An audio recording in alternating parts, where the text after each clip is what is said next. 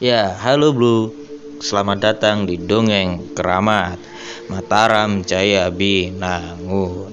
Ketemu lagi dengan gua Bang P di sini. Kali ini gua akan ajak lu semua sedikit untuk mengulas sebuah kilas balik sejarah, yaitu tentang sebuah hutan yang bernama Wonokarto, yang kelak Wonokarto ini akan menjadi cikal bakal dari Kutorojo atau ibu kota Mataram Islam. Oke bro, langsung saja kita sikat dan mulai ceritanya.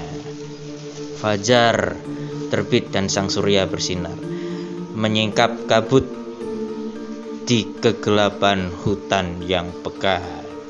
Hutan yang subur ditumbuhi berbagai macam jenis flora dan dihidupi dengan berbagai jenis fauna. Banyak sekali flora dan fauna yang hidup di hutan tersebut. Hutan yang subur dan makmur sentosa sangat layak untuk dijadikan sebuah permukiman. Hutan tersebut adalah salah satu wilayah yang masih diduduki oleh Sang Raja Sultan Hadiwijaya atau dikenal dengan Jagatingkir. Sang Sultan sangat ingin membuka lahan di hutan tersebut. Alhasil dibuatlah sebuah sayembara. Barang siapa yang bisa menjebol tembok kerajaan Jipang Panolan yang dipimpin Arya Panangsang, maka dia akan dihadiahi tanah perdikan yang berada di Argobelah. Argobelah sendiri adalah sebuah desa yang sangat dekat dengan hutan Wonokarto, dan hutan Wonokarto sendiri masih masuk wilayah Argobelah yang luas wilayahnya kurang lebih sampai 15 km persegi. Wow, besar sekali ya. Dan tidak tahu-tahu ada nggak tanggung-tanggung, ternyata ada seorang anak dari Mahaguru yang sangat sakti, yaitu Lembu Panuntun, yang mempunyai putra yang bernama Ranudeksa. Nah, Ranudeksa ini menemui Sang Sultan Pajat. Wahai rajaku, biarkan aku yang akan menjebol tembok kerajaan Jipang Panolan. Kemudian Sang Pajang bertanya kepada Ranudeksa, wahai hambaku, apakah engkau mampu untuk menjebol keraton tersebut? Karena raja keraton tersebut sangatlah sakti mandraguna. Kemudian Sang Ranudeksa menjawab, apa yang hamba tidak mampu? Atas izin Sang Hyang Widiwasa, maka hamba pasti akan bisa melakukan apapun, dan hamba tidak menjanjikan sebuah kemenangan, tapi hamba akan menjanjikan sebuah usaha yang akan membuahkan hasil, entah itu pahit ataupun manis.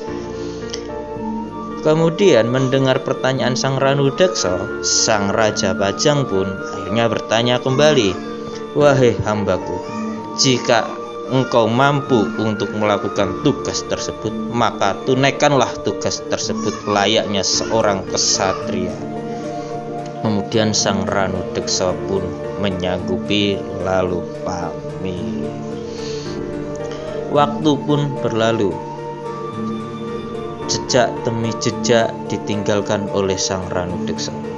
Kemudian langkah demi langkah ditangkepi dan dijajaki oleh Sang Ranudeksa, menyusuri luasnya hutan yang sangat banyak dan menyusuri luasnya pohon-pohon di semak belukar.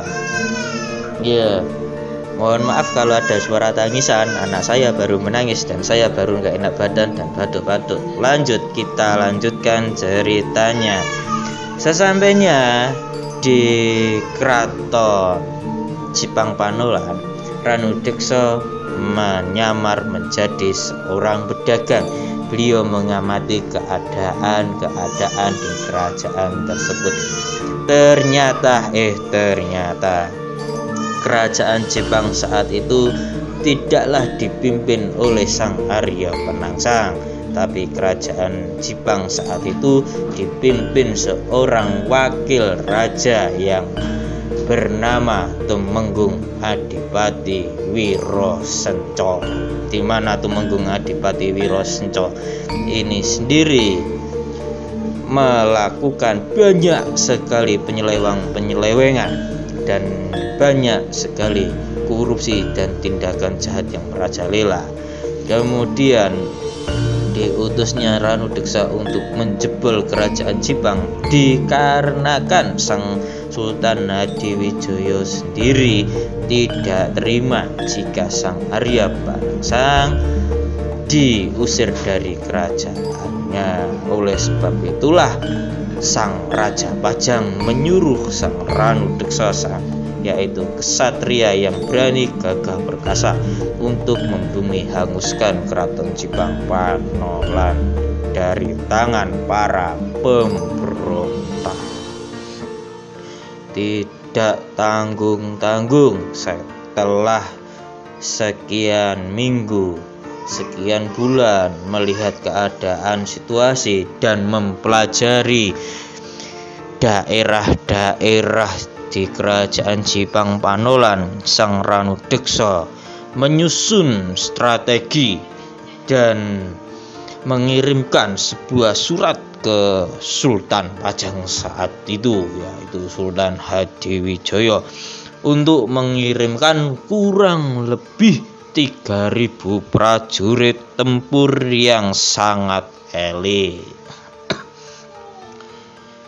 Tetapi sebelum surat itu sampai, Sang Telik Sandi atau sang penyuruh untuk memberikan surat ke Sultan Pajang mati di tengah hutan gara-gara dimakan oleh harimau lapar.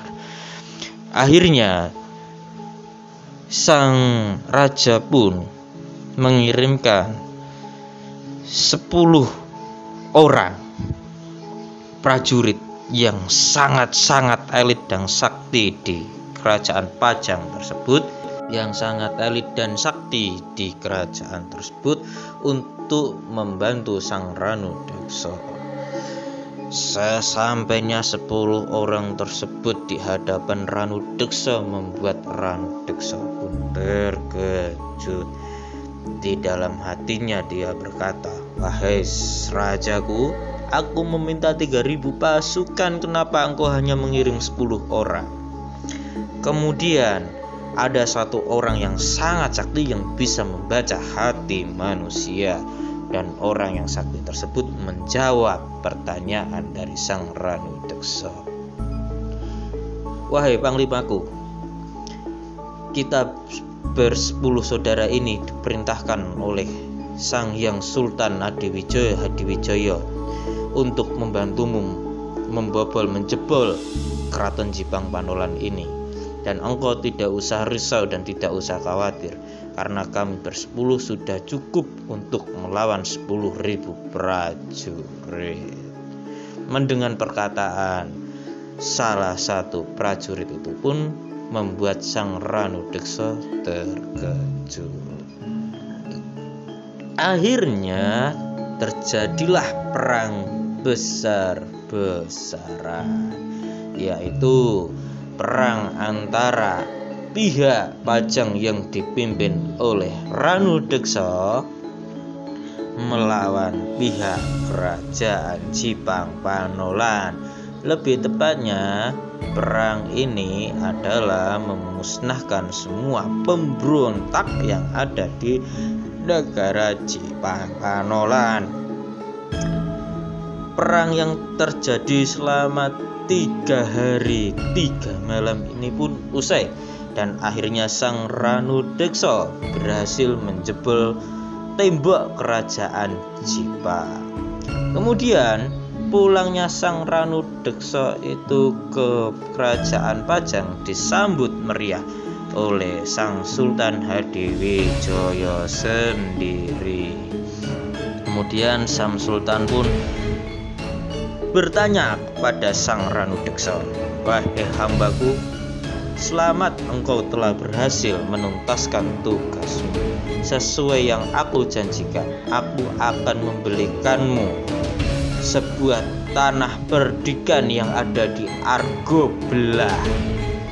Jadikan tanah tersebut sebagai daerah yang kamu pimpin, dan jadikan daerah tersebut sebagai tempat yang makmur. Mendengar pernyataan sang raja membuat sang Ranu Deksa pun terkejut. Kemudian sang Ranu Deksa pun menjawab, "Wahai yang mulia, baiklah, hamba dengan senang hati akan mengenyam semua titah yang mulia dan menjadikan tanah perdikan Argo Belah ini kelak akan menjadi tanah yang makmur." Kemudian setelah menemui sang raja dan melakukan perbincangan, Ranu Deksa pun menuju ke Argo Belah. Di sana beliau sudah bertemu dengan kepala desa yang ada di tempat tersebut. Ternyata Argo Belah itu sudah ada sebuah desa yang hanya dikepalai oleh 15 keluarga. Demang tersebut bernama Demang Pateh Nongso Widuro. Kemudian sang Ranu Deksa pun memberikan surat perintah dari kerajaan Pajang yang diberikan pada sang kepala desa. Akhirnya sang kepala desa memberikan desa tersebut, dan desa tersebut pun dibebaskan dari pajak karena menjadi tanah perdikan. Tidak tunggu lama, akhirnya Ranu Deksa menuju ke sebuah hutan yang sangat lebat di dekat desa Argo Belah tersebut. Ya, orang-orang menyebutnya Wonokarto. Wonokarto saat itu hutannya banyak sekali hewan-hewan buas dan tubuh-tubuhan beracun, tapi mempunyai tanah yang subur. Kemudian Ranu Deksa melakukan pertapaan di situ selama 3 hari 3 malam. Lalu beliau mendapatkan bisik atau petunjuk dari Sang Maha Kuasa untuk membangun sebuah desa di tempat tersebut. Akhirnya sang Ranu Deksa pun membabat alas tersebut dan dibantu oleh pihak kerajaan Pajang serta masyarakat sekitar, dan dibangunlah sebuah desa kecil yang diberi nama sebagai Desa Wonomarto. Akhirnya pembabatan dan pembangunan pun dilakukan. Mendengar sang Ranu Deksa kesatria yang bijaksana melakukan pembangunan di sana, banyak sekali para warga yang berbondong-bondong pindah ke desa Wonomarto tersebut. Dan akhirnya hutan Wonokarto yang terkenal beringas sekarang menjadi desa yang subur dan makmur. Kemudian terjadilah perpindahan kepemimpinan, yaitu sang Ranu Deksa telah menginjak usia tua yang sekarang digantikan oleh adiknya yang bernama Singoreksa. Singoreksa sendiri mendapatkan gelar sebagai Tumenggung Maya, dan akhirnya desa Wonomarto tadi berpindah nama sebagai Kadipaten Maya.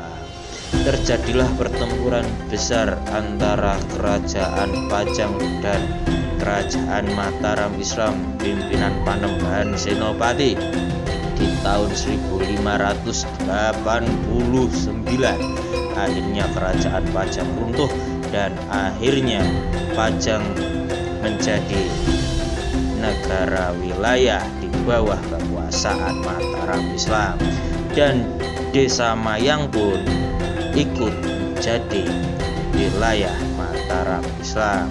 Ia yang seintinya desa Mayang tersebut menjadi wilayah yang nantinya akan digunakan sebagai Kutorojo, ibu kota dari sebuah negara yang bernama Kutorojo Kartosuro.